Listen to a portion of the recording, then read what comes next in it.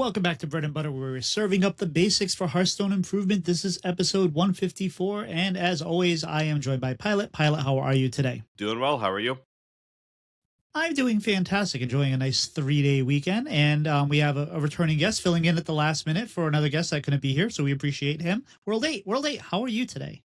Oh, I'm doing great, and as always, very happy to be here. Thanks. Oh, we love having you. So what have you been doing inside of Hearthstone? Well, so I've been playing a bunch of stuff. I found the Miniset pretty compelling, even before it released. I was, looking over lists and actually did a lot of theory crafting. It's pretty rare for a Miniset, to be honest. There's some, specifically because of some other cards we'll talk about later. But like Remnant of Rage and Slither Drake, both enable a lot of Elise decks that weren't comfortably Elise decks before. So I've been playing a bunch of those. I've still been very stubborn about Egglock. If anyone listened to the last podcast I was on, I was like, I don't know if I'm going to hit Legend. Well, yes, I hit Legend with Egglock. I just grinded it out.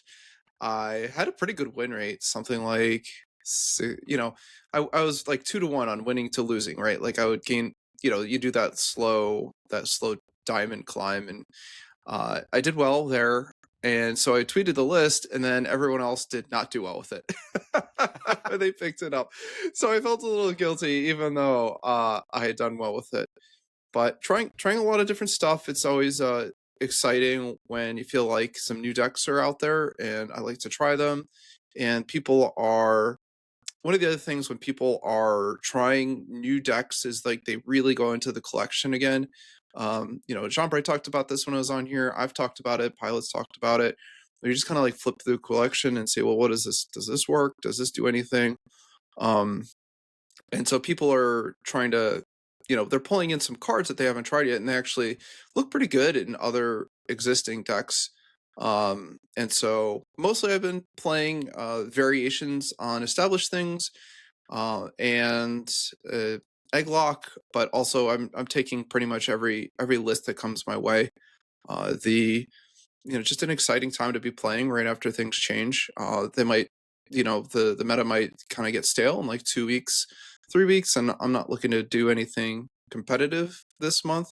So I'm happy just kind of like playing at my own pace and having fun with that time frame of maybe like a week or so where everything is still changing day over day.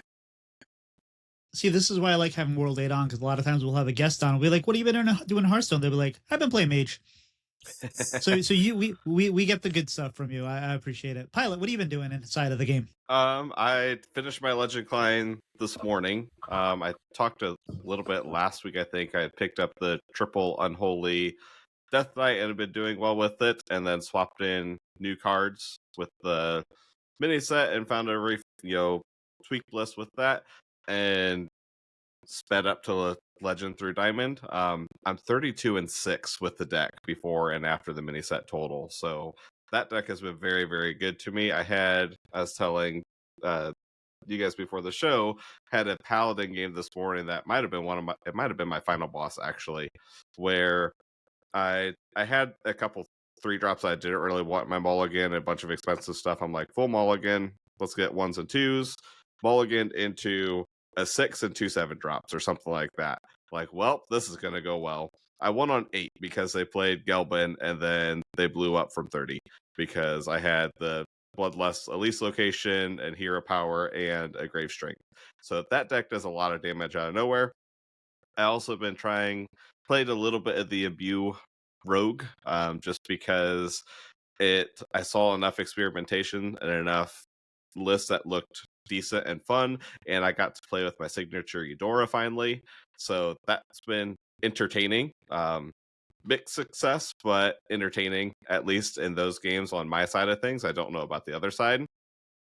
And then I saw Edelweiss posted in one of the Discords earlier today a Burn Rogue that she had been playing around with.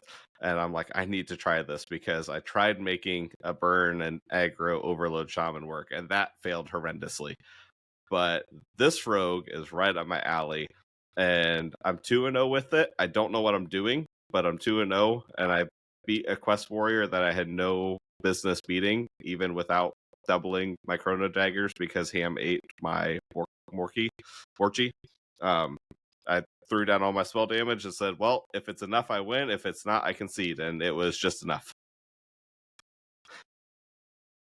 Fair enough. And I also hit Legend this week. I also hit Legend with this triple unholy Death Knight, and I believe it was Saturday. I was streaming, and Pylet just dropped the list in the chat, and I picked it up, and I just started winning, and I pretty much rolled to Legend from D5. It was fairly easy. I think it was about a 70% win rate clip.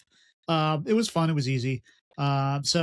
And this was after starting the week earlier, trying to make Overload Shaman work, and then Asteroid Shaman work, and then Overload Imbue Shaman work. And then so I decided on Saturday, today's no. Some of those are mine. Some of those were yours, but I initially said, you know what? Everyone's doing all these things with Rogue and stuff. Let's try to find something that no one's doing. And I tried to make Shaman work. And so far, no luck, but I decided we're going to do this in a more efficient way. So I'm going to work on my rank in America normally. I'm going to play good decks, or questionably good decks. But when I'm playing these really bad decks, I went to EU, and I just dusted a bunch of stuff, and I crafted a bunch of shaman cards, and I said, all right, this is my shaman area playlist right now, and this is where I'm going to work on things. And then I opened up Asia, and I started working on some other stuff, random decks, and I'm like, I'll mess with decks there because I don't care about my ranks.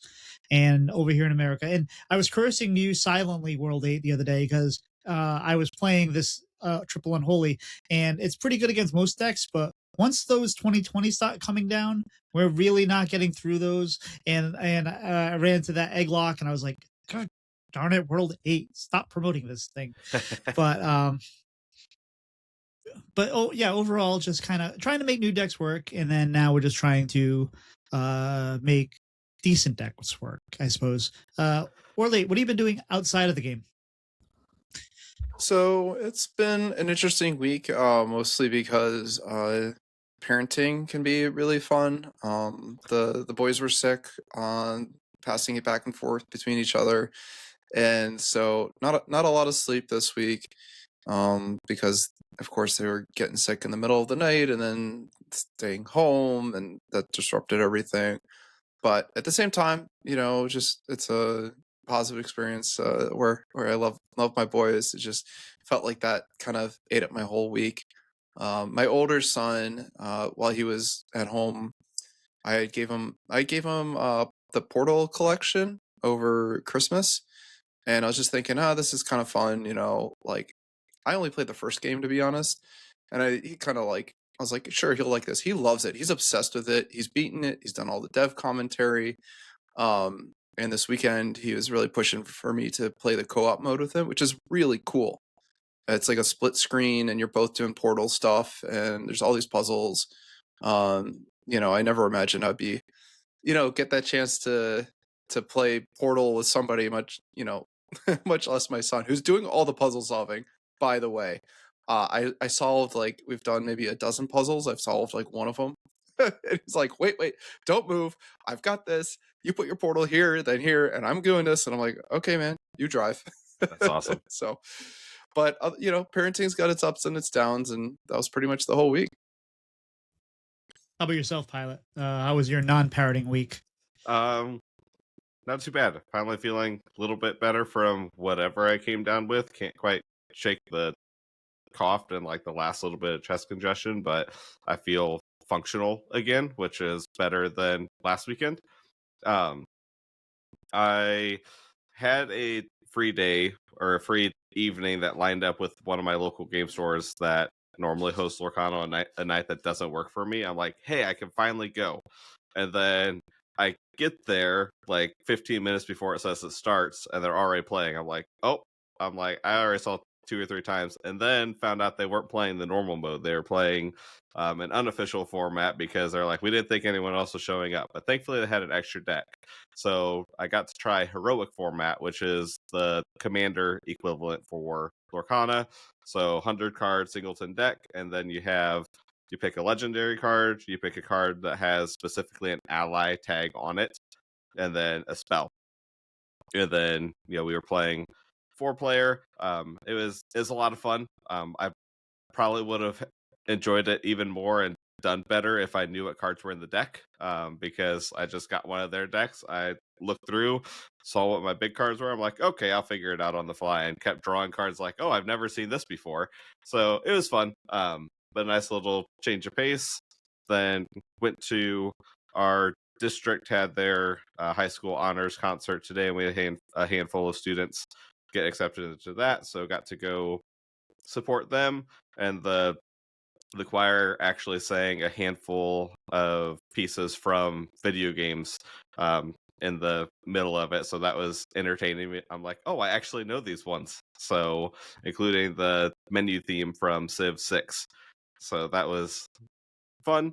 And then been trying to figure out what the next kind of non-Hearthstone RPG style game I'm going to play is, and I decided to pick up Eternal Strands. I've had it on Game Pass and kind of like marked as play later, and then as I was listening to Joss on the Gamers Inn, she did a special talking specifically about EA and all the things that they have done over the years. But one of the things that she mentioned is um, one of the lead writers and stuff for Dragon Age. The first 3 Dragon Age games had formed this studio that Eternal Strands was the first thing, and it was all these BioShock and Ubisoft devs that came together. I'm like, this sounds like something that will be up my alley then. So I picked that up. I'm like 2 hours in, but it's been fun to at least start. We'll see if it keeps my interest or not. And last week for me, with the sickness theme that World 8 started with, my wife was sick. So, she was sick because she texted me and was like, hey, can you come home? Because I work in Rhode Island. So I ended up coming back to New Hampshire for a couple days, going back to Rhode Island, working a couple days, coming back. And she's still kind of on the end of it, but at least the 3-day weekend kind of helped. We have the day off tomorrow, and I just for the most part have nothing exciting. I cleared snow. I get to clear snow. I like when I get to do that because that means I'm not paying for it. I get to do some more tomorrow, and that's fine. And I played Civ this weekend, and I played a lot of Hearthstone, and keeping it simple. Nothing too exciting. I just rearranged our console out there, and I made sure that we have easy access to the DVD player, and I was trying to get the NES hooked up, but I can't find the power cable. And then I get the Wii U can be swapped out easy, and the NES can be swapped in easy, and got it all organized because I've been meaning to do that for a while. So I just did that just before the show, which was nice to get done. But Pylet, do we have any news this week? We do have some news, most of which we talked about last week, because we got patch 34.4 with the Miniset. So that is all live with 38 new cards. Talked enough about that. Also with the patch, we got an arena update. So new arena season run. Previous runs were ended, and now the new pool consists of Across the Timeways, Lost City of Unguro, Into the Emerald Dream, Caverns of Time, Taverns of Time, Titans, Voyage to the Sunken City, and the event set. So Caverns of Time, for those of you who forgot, that was the wild only set where it was some new cards and some reworked or buffed wild cards. And Taverns of Time is the arena specific set that's come back kind of once a year. So those are all in. I do think we'll kind of get to this a little bit. They've already banned a handful of cards from that were overperforming. So there's some funkiness and balance with arena. I could see a couple more cards being tweaked. I've seen a lot of infinite wolves running over people, which is a hunter card. Then we got announcements for a couple of events. We have one currently going on through February 3rd. Echoes of the Infinite, that gives 4 Across the Timeways packs, 2 random epics, 1 golden card pack, a card back, and a coin cosmetic.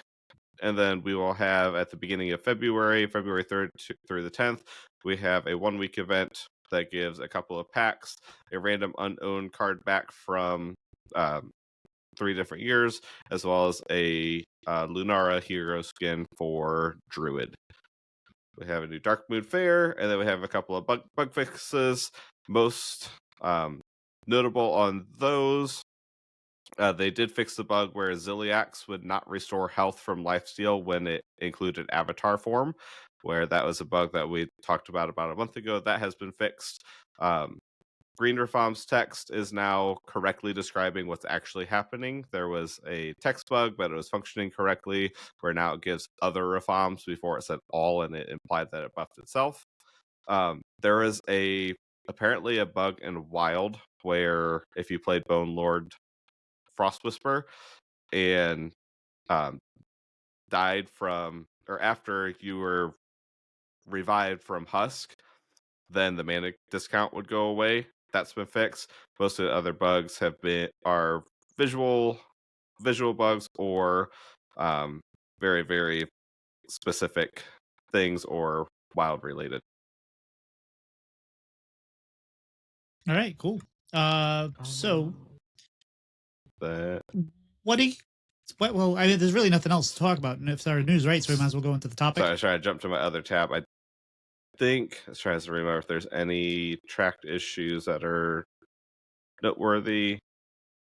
Oh, couple known issues that are noteworthy. Time Looper Toki got an accidental buff. Apparently, it's generating 4 spells instead of 3 when it got changed to a 3 mana and it was 3 spells. Now it's 4 spells instead of 3.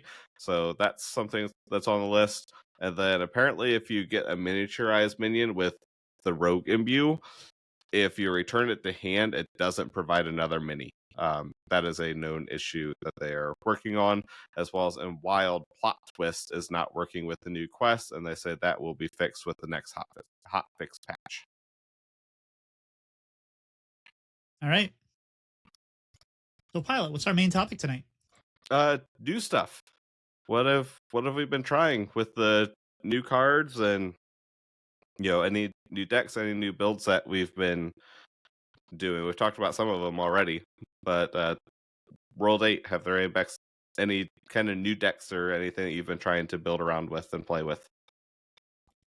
Yeah. Well, I think of all the new decks that like I just took up on its own naked was the Broxigar DH, where you're turbo cycling through your deck, you're getting all your portals, and then you're trying to, probably you can OTK with Broxigar and 10 mana and 2 Brewmasters, but it's a pretty aggressive deck with lots of stingers and lots of little minions, so usually don't even need to do a full combo there. But I never played Broxigar before this week, not once, right? Like I've played like a ton of Portals to Argus, right? And I never got past Portal 3.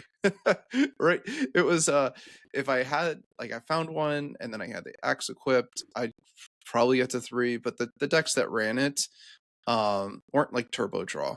So that was pretty cool to try out. The deck is very legitimate, despite running like tokens and Immolation Aura, right? Like weird things like that, because Remnant of Rage, right? The 7 mana new minion that costs 1 less for each creature that died, and you draw 2. Works incredible in this deck, right? Pretty often it's 2 mana or free. And you get through your deck and you get to do a lot of pressure things. It's also playing Press the Advantage, which is a really nice solid card. And so there's the cycle Demon Hunter, I guess, or you can call it Broxigar Demon Hunter for short.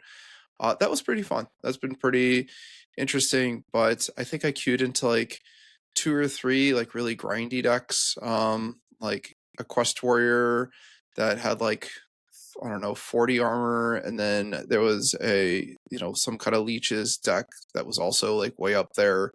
And after those experiences, I was like, well, this is obviously not the deck for every matchup, and it's got its polarized matchups.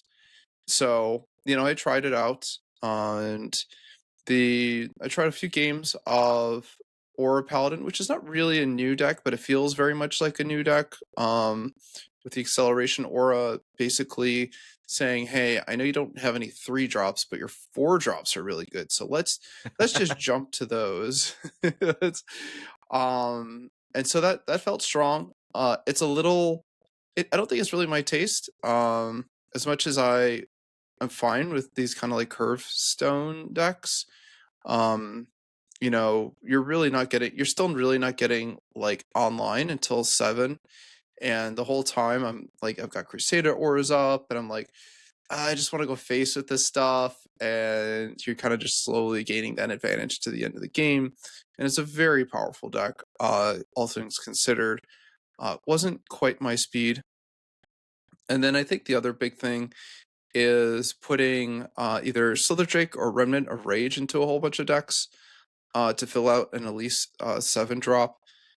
One of the things that I tried was like, we have a pretty good like dragon package. So like if you put Gift Wrap Whelpin and Petal Peddler and the Slither Drake, and then you do Whelp of the Infinite, like you've already got this like pretty good base of dragons, maybe like Portal Vanguard. And you can put that into a lot of shells that want to do aggressive things. So the Heron or that Heron Death Knights with the Stegodon, like that was already running a whole bunch of dragons. So that was pretty cool. I was kind of getting run over by things still though. The challenge, right, is there's not a lot, like if you don't lead with that Gift Rod Whelp, the deck does still kind of like fall a bit behind. Doesn't have really great tempo. And then I was also trying an aggro Death Knight that was passed to me. Not quite the list. It wasn't running triple unholy, and I could really feel that. So it was using the Remnants of Rage again as activators for release, and so that part felt really good.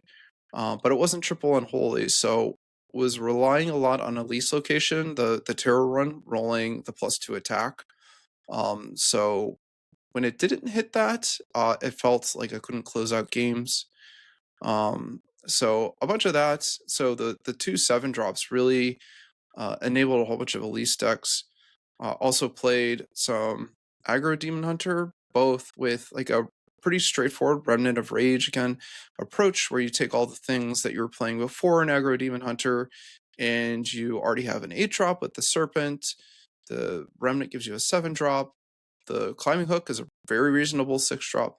Chronocar, the new dragon, is really good. I like that card a lot. Very low, like we can talk a little bit more about that in cards, but that card feels great. I mean, it's 5 mana, 9 damage, right? As long as you keep going to its face or something like that. Very aggressive card, very much my speed. So a whole bunch of new things that I feel like were enabled by specifically the new 7-drops. Even before the show, I was trying like an Imbue Paladin with the Slither Drake, right? Acceleration Aura. It felt fine. I don't know if it's worth pursuing anymore, but I'm just trying a whole bunch of stuff. So maybe these are not brand new decks, but they've been on the shelf for so long or so unpopular. I'm gonna rack them up as new decks. I think you guys probably have more to share, but I have a long queue of decks to try, including the Asteroid Shaman. I have another build of that with the Shade. Probably going to be bad, but I'm going to keep pushing forward. But so far, for me, a lot of Demon Hunter, a lot of Death Knight because of Remnant of Rage, and I don't know. I've really liked the new neutrals. They feel pretty balanced. It's funny you say too. So going back to the Demon Hunter, I remember when we had you on before the expansion release, you were talking about how the Broxigar needs to be turbo drawed, and I expected you to have something like that, but I guess you never kind of got there. But I also saw the same thing where I just saw on Saturday night, I believe the first time I've seen Broxigar played, it was against me, but first time all season. I might have seen it in Theory Crafting, but I don't even remember if it happened in Theory Crafting. It was more just it finally got played and got bounced back to their hand, but I never saw it again. But it took it was one of those ones. I'm like, I never thought that we were ever going to see it. It just was like too slow compared to everything else. But yeah, Pylet, what have you been playing or trying to make work? The main thing for new stuff is threw in for the Unholy Death Knight, the Remnant of Rage fits right into that deck. Just as normally, typically you don't get to play it until later in the game. Even though you have a bunch of tokens, if you're putting tokens on the board, normally they're trading them off so that they don't get hit by a Grave Strength. But it's still pretty solid to where a lot of turn fives you play Elise Location, trade off all the Raptors, and then if you had something else on board, then it possibly lets you play that, or on turn 6 afterwards. So that kind of was able to fill the 7-drop slot for that, and we were able to drop Story of Umbra. As fun as that card was, when you got the occasional Space Rock and had an 8/8 and 2 4/4s with the Death Rattle, that card was not good. So mainly been playing that. Tried out the Imbue Rogue. I've seen there's so many different lists of that, to where there's kind of the Elise, slower, definitely grindy list. I know some people have been trying to make it more aggressive and treat it similar to how we did the Imbue and Priest with the when we had Menagerie Priest and we threw in the Imbue, just in an aggressive. I've seen good win rates from decks on both of those. I did not get the aggressive one to work for me, but I haven't gone back to it since some more experimentation happened. Slower list I've seen all over the place. I've just been I made sure I grabbed one with Eudora, just because I've had signature Eudora since that set came out and I haven't had a good chance to play it yet, so I was playing it whether it was good or not. So those have been the main 2 successful ones that I've played with.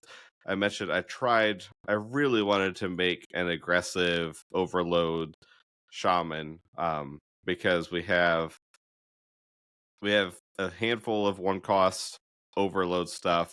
First Contact is a card that feels like it should be much better than it ever is, and I'm like, this has got to have something here. And I kept going, and I just always ran out of cards. I just kept running out of cards because I could not find a draw engine that worked for me with that deck. I also tried doing, an Overload with Asteroids. That was even worse. I played 1 game with that deck and deleted it because it didn't even feel close enough for me to try to refine it. Just because. Well. To be fair, you had forgotten that Triangulate was a card. So I did, but I still, that needs to be all one direction, not split like I tried to do. So those were not successful experiments. I did put Triangulate in. Oh no, that's a different deck. I did not put it in the other deck that I tried. Never mind. So those are kind of what I experimented with. I haven't gotten around to the Broxgar DH. I did try a couple of different things with an aggro DH, where I tried a couple different packages rather than just swapping something out for Chronogar. Tried to make the Roach work that refreshes 2 with your hero power, and kind of do like we had an attack DH for a while, where it's just build your hero's attack and smack them with your face. Tried to kind of go that route and throw in the Sauna regulars from the Priest Tourist, and wasn't quite as good as what the regular list is, so I bounced off of that pretty quickly. And I tried to take the approach of, if I can make something that no one else is playing, maybe I can, get a little visibility from that. So I kind of took that approach early on. I had planned on streaming all day on Tuesday and just trying everything, not caring, because I was at D5, who cares? But then my wife got sick, so then I had to come home, and I didn't get to stream all day. I did get streamed that night. But so during the day, though, I tried to do a few things. I tried to make the first thing I did was, I've been playing the Chrono Copy Druid, so I've been playing a lot of Chrono Druid. So my thought was, hey, you can get Chrono down on 4 sometimes. So on turn 5, what if you have a Murazond that skips your turn, but it's only turn 5 and you get a board full of dragons? Made that happen a few times. I lost every single game. So skipping a turn is a major deficit almost whenever. So the dragons weren't always good enough, and maybe you can get the nuts once in a while and get a win, but even getting it early, that was because I was like, oh, we'll get it early in Druid. Nope, it just didn't work for me. Obviously it might not have been the right build, but I don't think it mattered because I got the thing to happen early and I still died. So I did try to do a few other things. I tried to put, so I went back to the copy druid, and there was always the I don't know why I can't remember the name of the card. The one card that can possibly pull at least half the time. Oaken Summons. Oaken Summons. So I'm like, you know what? I'm going to take Oaken Summons out, and I'm going to put in the new aura that gives you kind of the extra mana crystal. And I lost every single game with that. That felt bad. So I went back to Oaken Summons and started winning again. So it's just, I guess sometimes you just risk drawing at least if you're in an emergency, but that didn't seem right. And it just didn't feel, that card didn't feel good in the deck. And I don't know why. I mean, I'm sure it's fine. It doesn't have the right deck. But then I'm like, all right, let's try the Shaman. And so this is where Pylet picked up. I was like, because he came in the stream and I was already kind of trying to make the Shaman work. And I think there's potential there. I want to play Imbue Shaman. So, because Imbue Shaman is fun as heck. It's one of the funner decks out there. It's just not good. And if you like winning, and winning is what's fun for you, then probably not going to like this deck. But I'm like, we have some opportunity with the Overload now to get that that Hornswaggle down. And Hornswag. Now, there is some anti-synergy with the Imbue because you can't target it with hero powers. But if you can get something behind it, so I experimented with that. And I would win. I won some games, not a lot, but I won some games. And I will say the Aberration felt a lot better than I thought it was going to be because you got a combo and deal. You have to combo and Overload, and you get the Wind Fury and immunity. And you're like, all right, well, that's kind of a lot to do. But we also have a 0 mana spell in Shaman that's like Static Shock that you can also use. So that was like a nice enabler for that. And I actually would get some decent value out of that. And it was kind of a nice little early turn to kind of like maybe stem off some aggro. So I don't think it's necessarily a good card, but it's not as bad as I think we thought it was initially. So what else did we try to do? We tried to do... I actually got to hit face with the Wing Aberration today, because it's in that Burn Rogue that I was playing, and just as a as a 30th card, and it stuck for a turn. I'm like, sweet, I got to do something with it.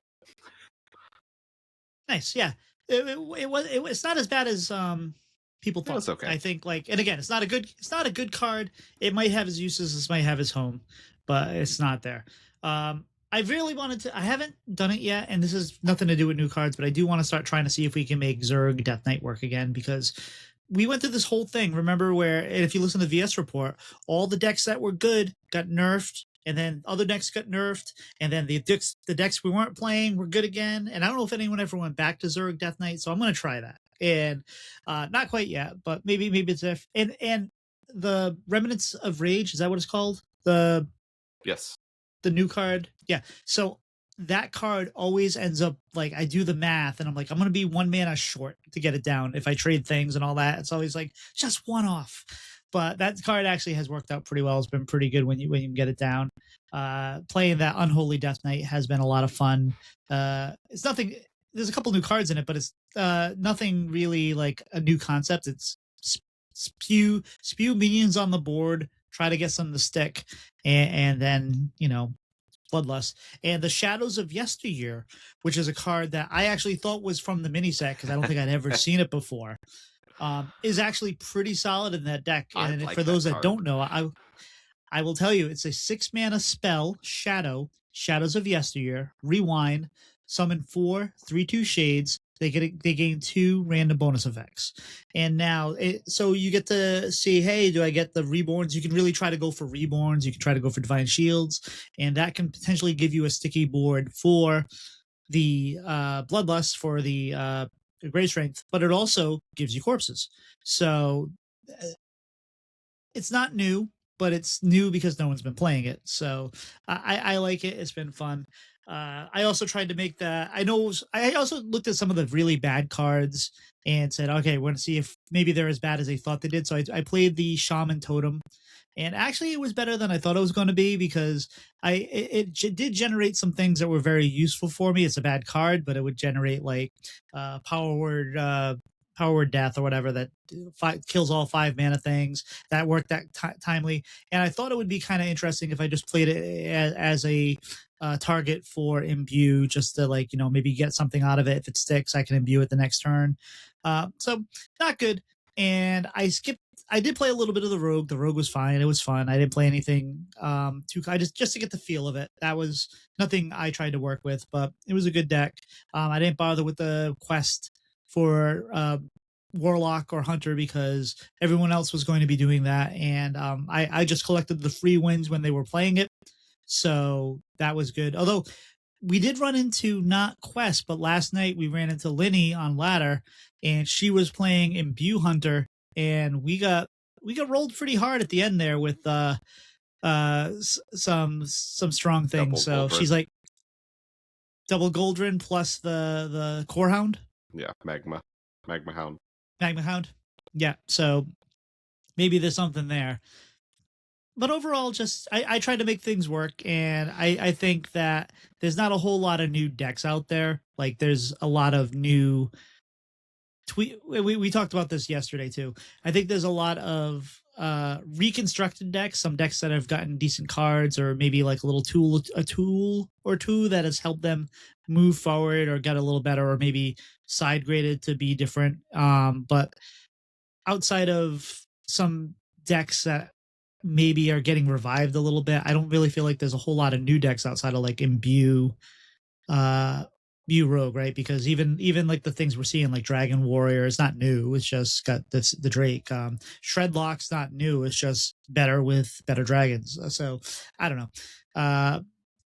Is Shredlock actually even better with the dragons? Every time I looked up Seems for to be. Shredlock, it was like a 45% win rate. Every time I search for new cards. I think it's better with dragons than it is with Rafam. Well, Rafam and Shreds are two different decks. Well, I've seen Shreds mixed in with Rafam. Okay, that was as you were tumbling, making your Chrono Druid list. I was at like 10k or wherever you fell to. I don't know if I'd count that. So the aggressive Shreds lock, but I don't know. Yeah, the I haven't Shreds. seen any of it. I've seen a little bit of it, and it does feel pretty strong. But it also can flame out pretty quickly. So 46.5% on HS Guru. All right. So, yeah, we were talking about this last night because I got onto Tito's stream, and 5 minutes in, I hear him telling someone, it's just like, if you just want to win, just don't play any of the Miniset cards. It's just like they're all bad. I'm like, hang on now. I'm like, let me finish typing up show notes, and then I'm gonna get into this. And I sat down and I went card by card and just kind of searched through, seeing what was index with enough sample size on HS Guru to show up. And it was at last night it was 13 cards, and there's some that I missed. Is that about 15 cards that are in tier 1 and tier 2 decks for the mini set. The thing is, they're not new decks other than Imbue Rogue, which I don't think that we're supposed to expect from a mini set unless it's StarCraft. So if the entire thing's getting flipped on its head from 38 cards, then that's terrifying, in my opinion. Well, I would agree with you that, yes, we shouldn't be expecting that from the mini set, except that we haven't gotten that from any set for a while. So I think the expectation has been new cards. Are we going to get something different? And it just hasn't happened. And maybe that's unfair to the mini set because that's not necessarily the goal of it. But however, it is what they have set up for the entirety of 2025 into 2026 is that, no, hey, nothing new. Hey, guess what? We're still playing Ziliax on 9. Hey, we're still playing Elise on 4. Hey, we're still doing all the same things. So I can understand why. And I feel the same way, too. It's like, well, a lot of the same things, and I want to see new things, and it's just not there. So we already know in our brain, hey, we're hoping that rotation changes this. We're losing a lot of Zerg. Hey, at least we're not seeing a whole lot of starships lately, so that's something. But I don't know. We want something new. We're ready for it. We've seen the same things so often for so long, so that we have a new influx of cards. And to be fair, the cards that they really promoted were potentially cards that look like they could set up an archetype, like the quest that they put out there, the imbue stuff that they put out there for Rogue, which is hit. The Murzon, like with the hey, what are we doing with that? Like, at least some of the cards look like, hey, maybe we can do something different with them. And I think that there was a little bit, we're looking for hope. We're looking to hook our fingers into hope and hold on to it, of like, hey, this is going to be interesting and fun and different. And it's been fun. Hasn't been that different. So I think that, first of all, this expansion overall was just kind of like capping off the year, right? Like, they had two very opinionated expansions where the decks were very like the cards were very focused on a very specific deck that they were trying to build, and this expansion was the opposite, right? Coming into it, we just saw like a lot of support cards for various decks, and so even the expansion itself wasn't like, hey, this is what you should be playing. I mean, there's some standouts like the Sylvanas sisters, right? Like, that was just, they were so strong that they lifted, for example, Discover Hunter, like kind of out of it, not obscurity, but not a lot of terribly new things to begin with. This mini set, I think, is actually pretty in line with previous mini sets, where it's bringing a completely new archetype. The cycle Demon Hunter, also imbue Rogue, and it's boosted Aura Paladin significantly. I don't want to be too much of a historian here, but all mini sets actually have been super impactful. I disagree. So, like, Lost City of Ngoro gave us like Egglock, for example, not right away, right? But like, that was a big part of it. Into the Emerald Dream, if you don't remember, the mini set actually gave us Imbue Hunter for better or worse with the dragon. The dragon was part of one of the mini set cards. You can keep going back, like, obviously StarCraft was pretty impactful. Perils in Paradise had its own suite of cards that were, you could talk about, like, Busybot was in the mini set. Like, we've been playing that in Aggro Paladin forever, and we forget that card was actually, a mini set card. Or Spirit Peddler. Like, these are all Skyla. Wrong one. Yeah, and Skyla. Yeah, thank you. That was the huge one, right? That's the really big one. And before that, with Wizbang's Workshop, what was it? It was something. It was Pain Warlock or Painlock came out of that. Tons of Wave of Nostalgia was a pretty big deck back then. So there's a lot of mini sets that are very impactful, even if they just enable one deck, right? Like, it changes everything so much. Like, I've seen so much Imbue Rogue this week, that it's been great because people are enjoying playing it. Like, I've heard lots of people saying, "Oh, I just finished an Imbue Rogue mirror that lasted half an hour and I love it." And I'm like, good for you. But those players have been like itching for this for a while. They've been looking for like a competitive Burgle archetype. The StarCraft, Starship was kind of there, but not really, and that definitely wasn't for everybody. It had a certain play pattern that wasn't quite Burgle, because you were very limited to just like Starship pieces that you were trying to do. Where this is much more random BS go. And see, like, piece together your win con. You have your basic structure to it. But I think this has been a great mini set. I've said that before, on the other places. And I think that, of all things, people were coming in and saying, this is this is not impactful. I saw some comments saying this was a skip, and for some people, yes, you could definitely save your gold, maybe craft 1 or 2 cards. Like, that is very true. But to say there's no impact, I think, is a complete falsehood when the most popular deck on ladder, the most popular class on ladder in Buke Rogue exists because of this mini set.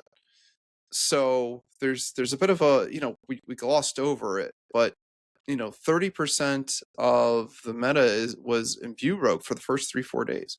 Like, every third game, you were facing a completely new archetype. That's crazy.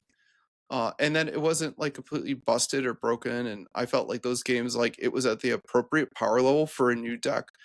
I mostly was winning against them, but it wasn't like the new quest is really bad, for example. Like, you feel Yeah. bad for the opponent when they're like, they play the battle for the end of time, and you're like, I'm sorry, but this might end up poor.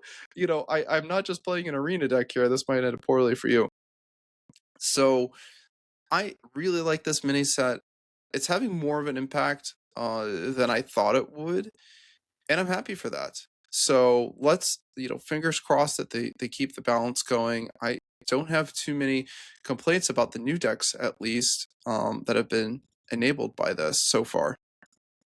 And those are two different things, right? Like, and I'll just give you a second, Pylet. It's the impact on mostly existing decks. We got a couple new decks, but not a lot. Is different, I think, like, than the impact of, hey, Hearthstone's been shaken up.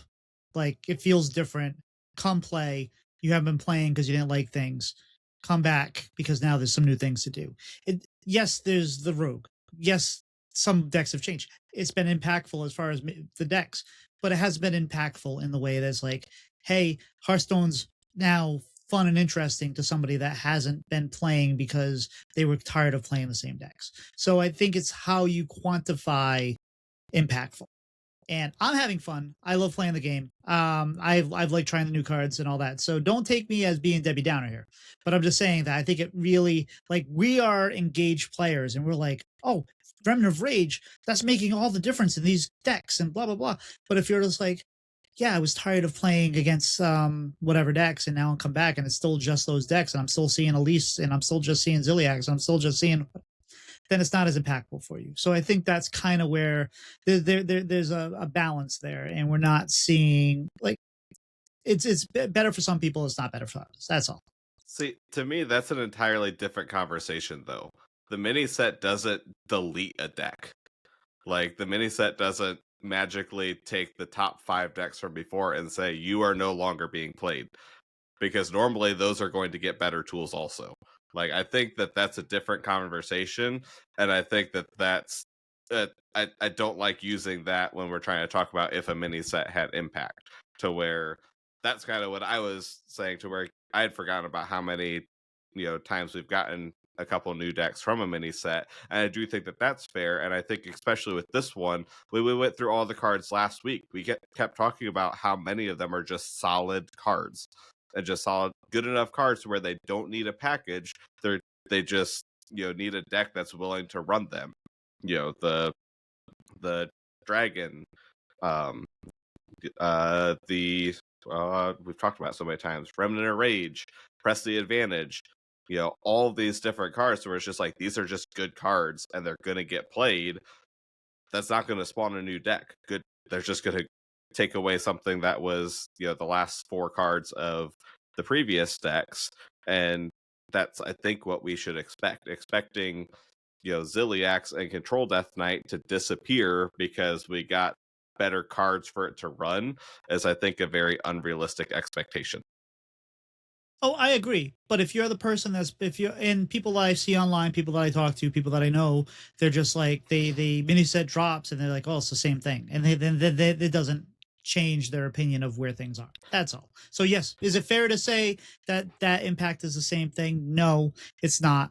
And I agree with you that there's been a lot of impactful cards that have really changed it. But as far as where Hearthstone has put itself over the last year, as far as reducing the power level, as we say, or whatever like that, it's not.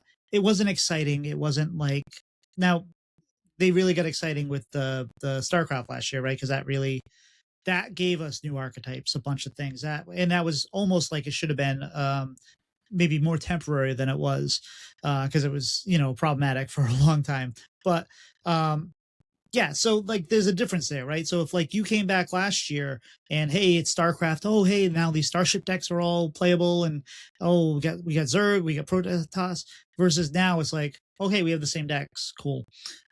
It's a different vibe. And I think that it's going to feel that way until we get through rotation and things are different. Yes. Yeah, I mean that's obviously like the big shakeup is what position are we in going into rotation, which is a few months from now still, but it's what else could you expect a Miniset to do on the tail end of a year? I think it's maybe the first Miniset of the year you can be like, oh, this is a completely changed things. It's a 4-set meta.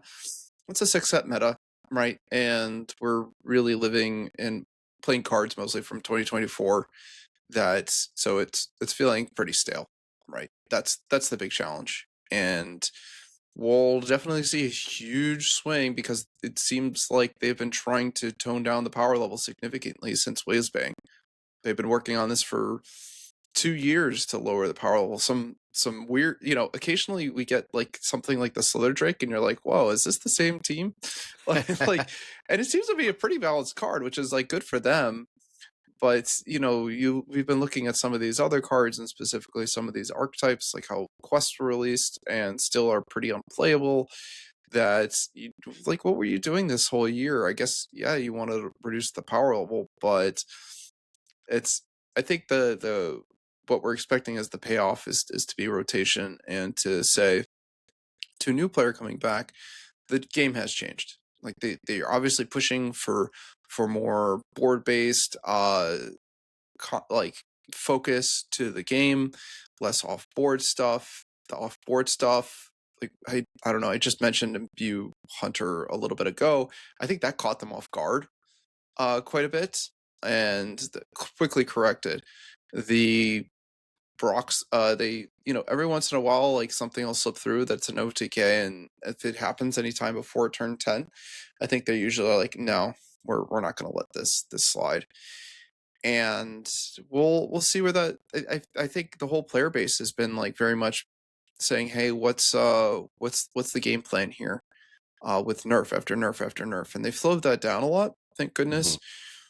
But obviously the big impact will be rotation, and until then we just have to find fun in the game, get our last hurrahs with a lot of these decks. Even the decks that came out this year are gonna probably lose about half their cards if you look through them, mostly because those were just strong cards from last year that we've gotten used to. All the rogues are losing dubious purchase. Like, how it's going to feel really different as a rogue when you're not drawing 6 cards, in the game and destroying an opponent's minion. Like, if you're not playing Imbue Rogue, you might feel really starved for draw without dubious purchase. We don't know what that looks like, so that's gonna change things a lot. The losing perils, like the ramp's gonna kind of disappear quite a bit. Even though we got a really good acceleration aura, the druids are losing stuff like New Heights. Like, does ramp druid still, or any kind of get there fast druid exist? We might be losing entire archetypes. The thing with a mini set, right? Like, it's not going to delete things, and I think that was a great point. That what can we really expect from all this shakeup? And the best we can hope for is something new and fun to play. And I think a lot of people have found, between the Imbue Rogue and the Broxgar DH, I've heard nothing but good things from both sides of the table. Like, people find neither of these decks offensive, and the people that are playing them, these are some of their favorite decks they've had all year. So I say bravo there.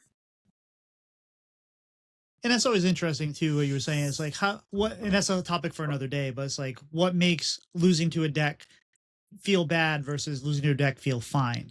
And like with the Imbue Hunter, where it's like, well, I have a board, Like I have taunts. There's nothing. Oh wait, never mind. They just made everything come out of the way, and then they just punch me in the face.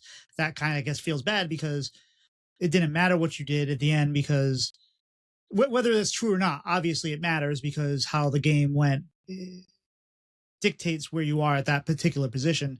But in the moment, it's just like, well, no, I had taunts with reborns, and then they just kind of said, never mind, and went right through me. That's why like things like Burn Shaman kind of probably felt bad and stuff like that. Where versus when you're playing against something like an Imbue Rogue, it's like, well, that they generated this, they generated that, or they had to figure out a puzzle, and you didn't lose the same way each time. It was like, oh, I lost to this card this time, and I lost to this card that time, and it doesn't stick in your memory as much because it's not like, oh yeah, I just got Siredan Athreus down again. Oh hey, look, Siredan Athreus. Oh, Siredan Athreus. Oh look, hey, it's Siredan Athreus. So it's I agree. I like when where things are going with some of these decks, and hopefully that this is kind of a sign for where we're going in the future. Yeah, and we didn't get a Yogg or a Kazakusan or anything like that in this mini set. The Murazan is not a good card, unless something very strange happens. And Morchi is going to be something that's running a couple decks, and some it's fine, some it's greedy and maybe shouldn't be played, but it's fun, and that's okay. So, speaking of cards that have found a place, we've kind of talked around a lot of these with all the decks that we already had that have gotten upgrades, and that's where I think a lot of these cards have, been able to shine. Where we've talked about a few of them, where Wicked Blightspawn, which is the reborn Death Rattle equip 1/2 dagger. If you already have a weapon, give it +2 attack. That's actually been in a ton of the Control Death Knight lists. Because they were running Foam Render as their 5-drop anyway, so it's just buffing that. I saw some early experimentation, I think, with Rogue that didn't stick, but not enough lists to where it popped up when I was looking through on HS Guru. Remnant of Rage has been in most Death Knights that I've seen, as well as now the Broxgar DH, because now Broxgar is running minions instead of being a spell focus deck or a cliff dive deck with Broxgar in it. Bygone Echoes has found a place. It's being called Frost Death Knight because it runs the Frost Rune cards. But that's been put into a lot of lists, as well as No Minion Demon Hunter. Press the Advantage is in a bunch of Demon Hunter and Druid lists just because it does so many things, and it's just a solid card. Kind of replacing Chaos Strike as a 2-cost draw. Kronagar we've talked about in the aggro DH, Acceleration Aura in the Aura Paladin, obviously, and then I've also seen that has found its way into the copy Druid list with Ajara. Dragon Warrior got a ton of stuff with Time Twisted Seer. It's running Weaponsmith. It's running Eternal Toil for the Pain package, as well as Slither Drake. And Slither Drake, as WorldEight was putting in the show notes in all caps as I was getting through it, it's just been in a lot of stuff, because anything that runs enough, like 4 dragons, it's going in, because it's just a 4-cost, big dragon that, as you said, feels surprisingly fair, because it doesn't feel much different than when they roll a buffed Dark Gift. Like, if that was a 4-cost Dark Gift minion with +2/+2 and elusive, you wouldn't blink an eye. Like, it's just, yep, they got that. It feels very, very similar to that, to where it's annoying. Sometimes it's going to hit you a couple times, but it's fair. If you're playing on turn 5 and you draw your Slither Drake, and you have or you draw your Time Warp Whelp, and you're like, great, don't play the Time Warp Whelp first for the buffs, because then you're not going to play the Slither Drake. Just saying. That might have not come up for me like once or twice. And then there's been some experiments that have not panned out yet, is what we'll call them. We've talked about the quest for Hunter. There's a lot of people trying that.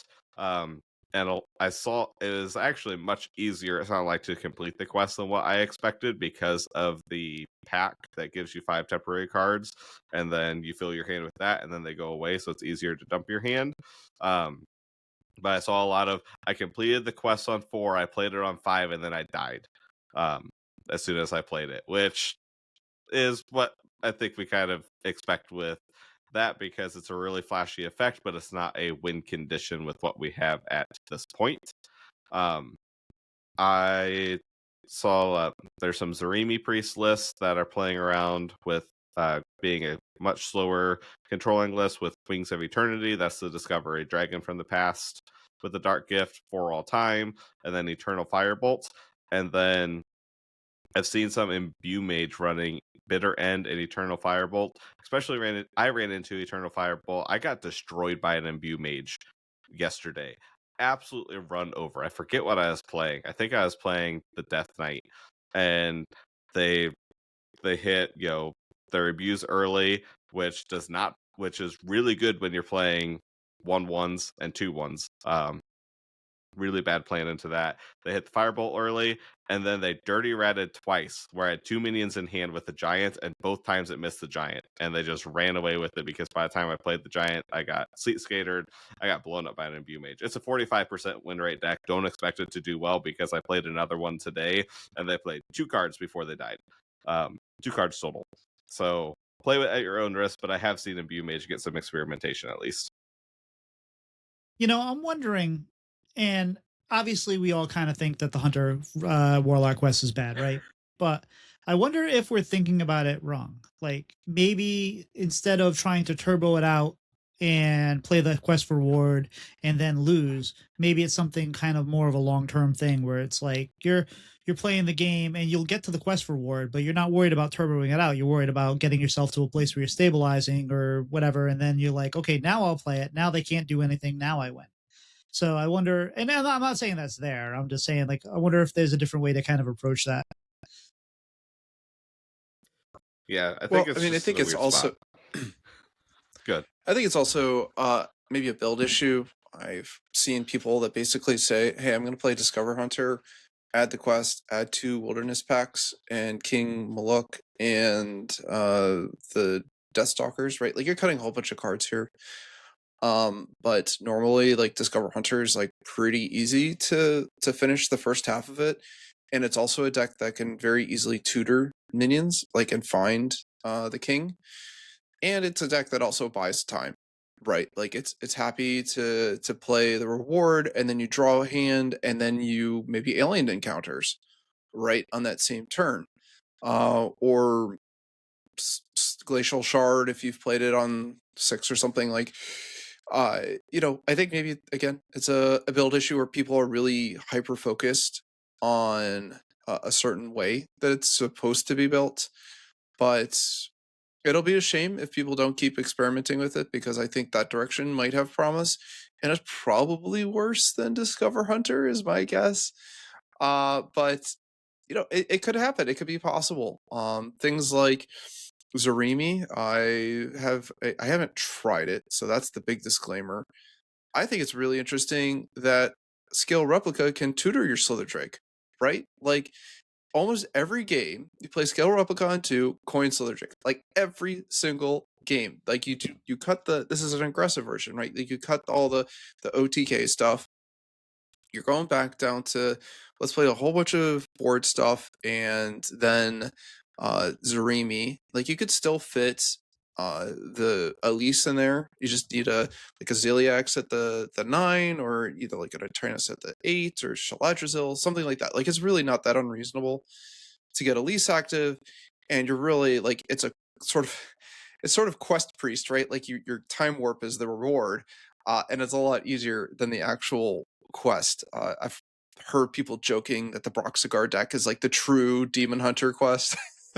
Right, like, you don't play quest on 1. It's you're doing this other thing that goes through the whole game, but essentially you do have a reward and a payoff. So I had mentioned before, I love seeing that all these people are experimenting with new decks, leading to new cards being tried out.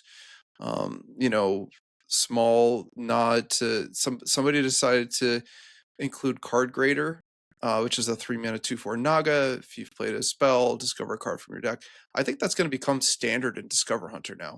I don't know who played it at one point when they were messing around with TikTok Hunter or something like that, but someone's like, wow, we've had this card in standard for a year and it's a perfect fit for Discover Hunter, right? Because you could play that with a Regari Scout and you get 2 copies of whatever card you found. Really good.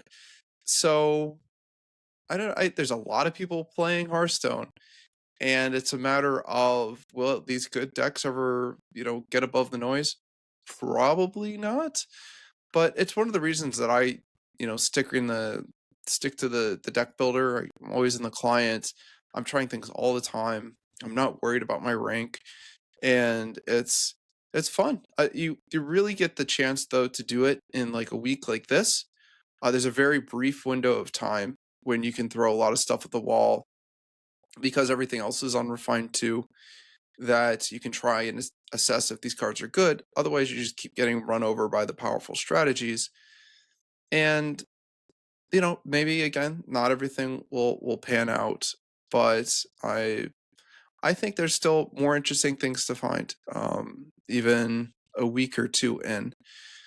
And maybe the Marzand is really strong. We just haven't seen it because we haven't seen a triple blood where they have a 70 max health, right? And then that card goes really hard.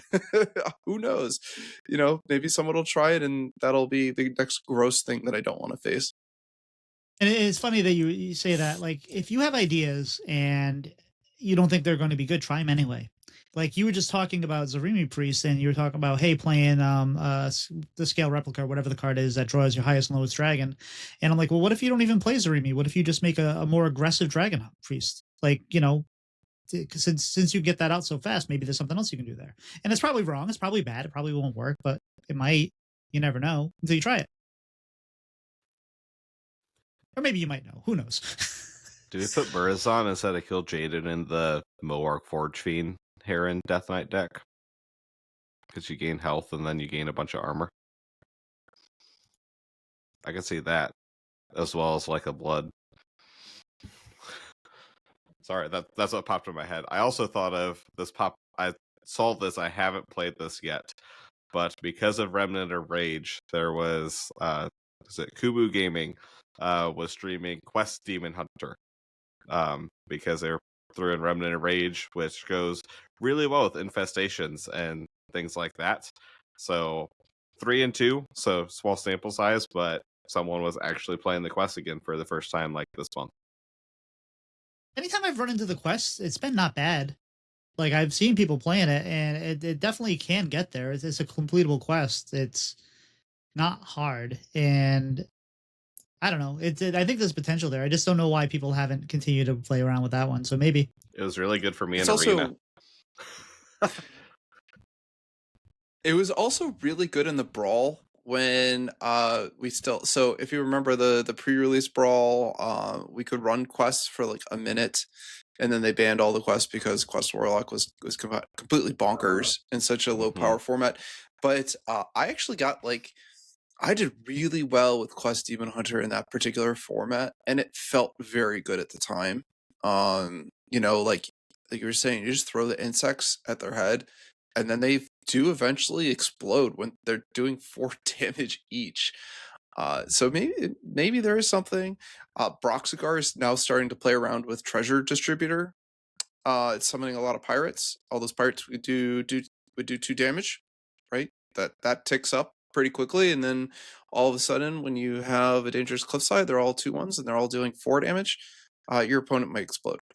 So, it's one of those things where also I think some players just aren't trying it, but maybe it's good, and we try it and we see what feels strong, especially in what they would, a format that's seen nerf after nerf since it was last buffed. Maybe players are, haven't tried it in a while, and it could be interesting. Agreed. Yeah. Any other thoughts before we wrap this up, or? I was supposed to say, are there any meta predictions? Anything that feels like it's kind of running away now that we think is going to settle down? Something that's been bubbling and kind of going through refinement that I think is going to click once it gets refined? Well, I think there's still a lot of refinement to be had for decks that have added cards. Something like Dragon Warrior has gone through a few iterations where it started with the Fabled cards, then it dropped the Fabled cards, then it added Elise. Now maybe it's correct to drop Elise because you have a really good 4-drop that contends with that slot or like that part of the curve with the Slither Drake. And there's other cards in there like an Eternal Toil that haven't been played with that all of a sudden makes this deck feel, because the curve has changed, and this is so important when the curve changes, that the deck might get better, right? I think that deck can get better, and it's just going to be like a solid performer. Like it's just going to stay tier 2, and it's going to do some damage to some. It's going to be one of those decks that just cleans up unrefined stuff, or if the opponents get too greedy, it's very punishing to AFK decks. Mm-hmm. So I think that's going to continue, like maybe low skill cap, but it's going to continue to be relevant. Or a Paladin, kind of all over the place. There's builds with Tinctioneer, there's builds with Dorian, very kind of unrefined. It's hard to really assess, in my opinion, what the best direction for the deck is.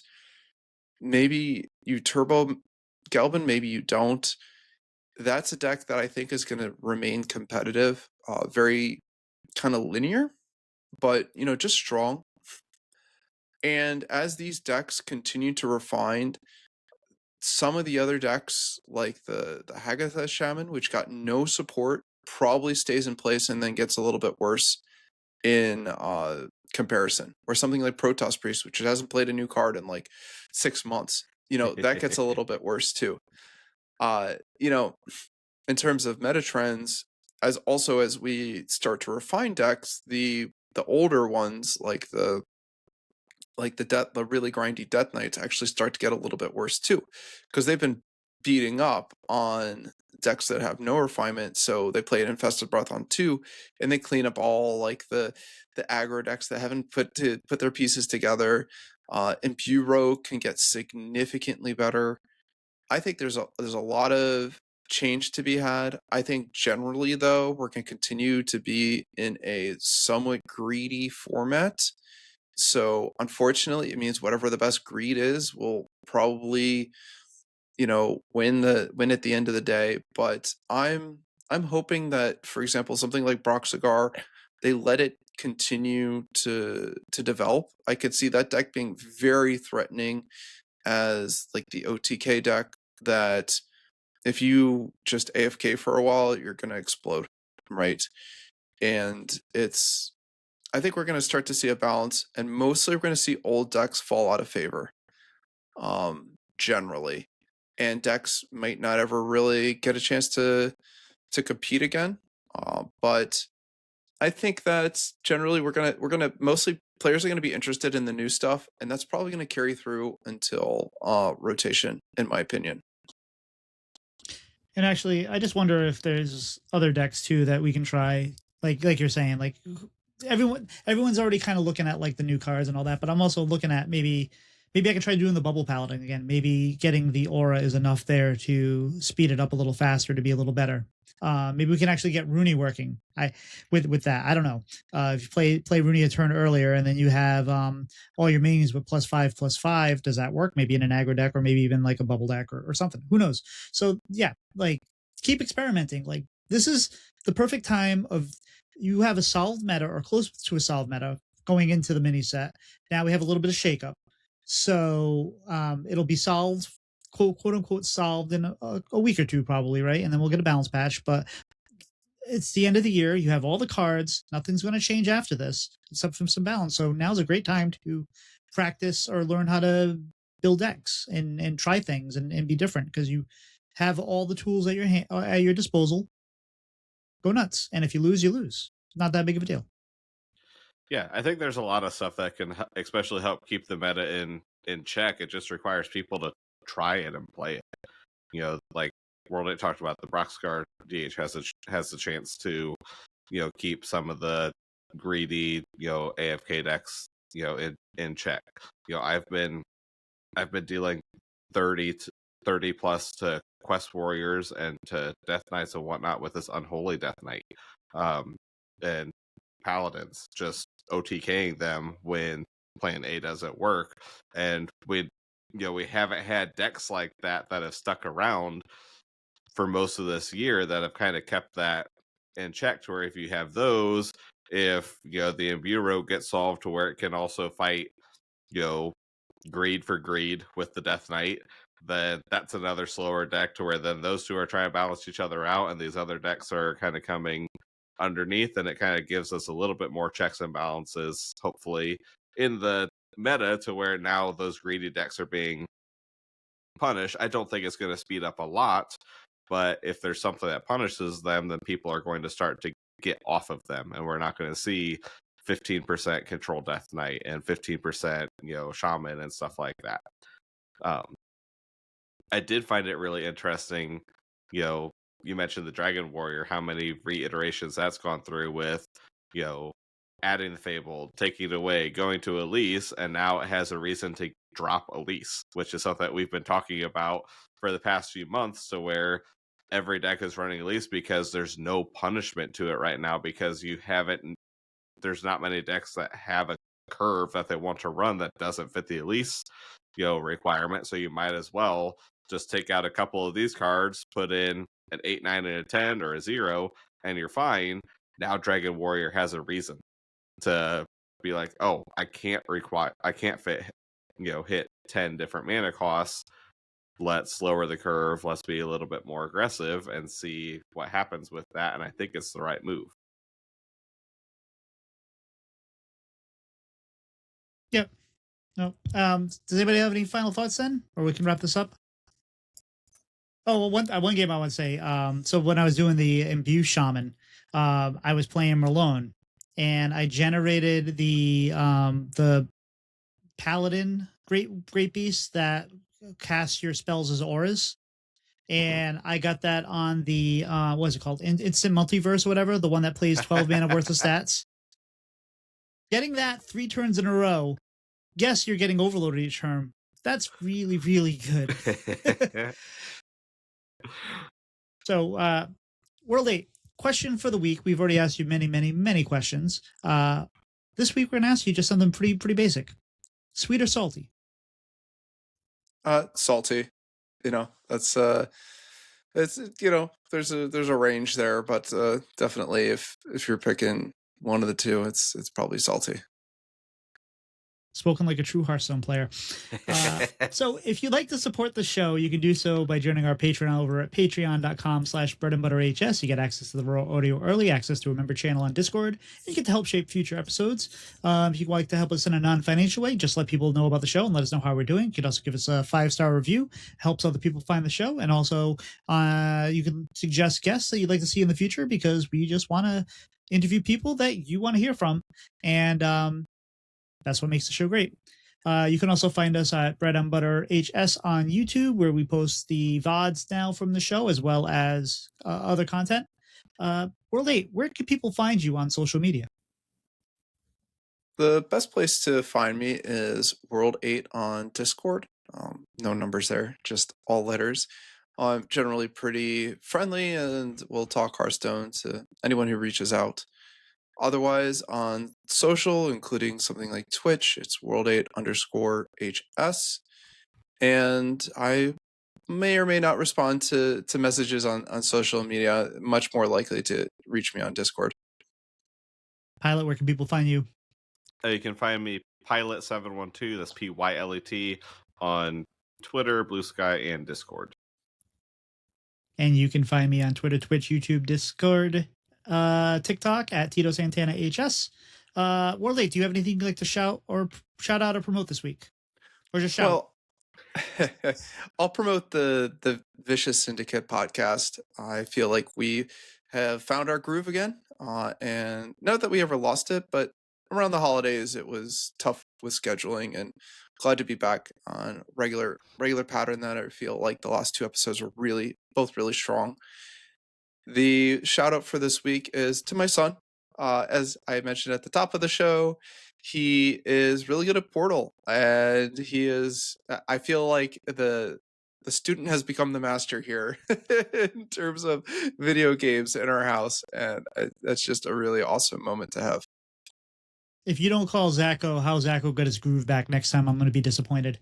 Pylet, you got anything you'd like to promote or shout out this week? Gonna shout out Joltsy, listener and friend of the show. We were chatting about Patron. the Death Knight in the Discord earlier this week, because they also hit legend, I think, with it, and climbed a bunch of ranks with it. They tweaked the list a little bit, which we talked about earlier, but it was fun kind of talking about why some of the cards were in and experimenting with different things. And I'm going to promote myself. Go to my YouTube, titosantanahs. I've been doing a lot more there and getting some traction and trying to build up. So if you're not subbed yet, just, go ahead, do that. Or if you don't want to sub, that's fine. Give it a view. But I'm also going to shout out this week, Linny and Chewy, who got engaged. So another Hearthstone couple that are found each other through Hearthstone, as far as I understand. And, going on through the world together afterwards. So fantastic. I guess it's a good meta for them. But anyway, guys, I think we're toast. We'll see ya. See ya. All right, see ya.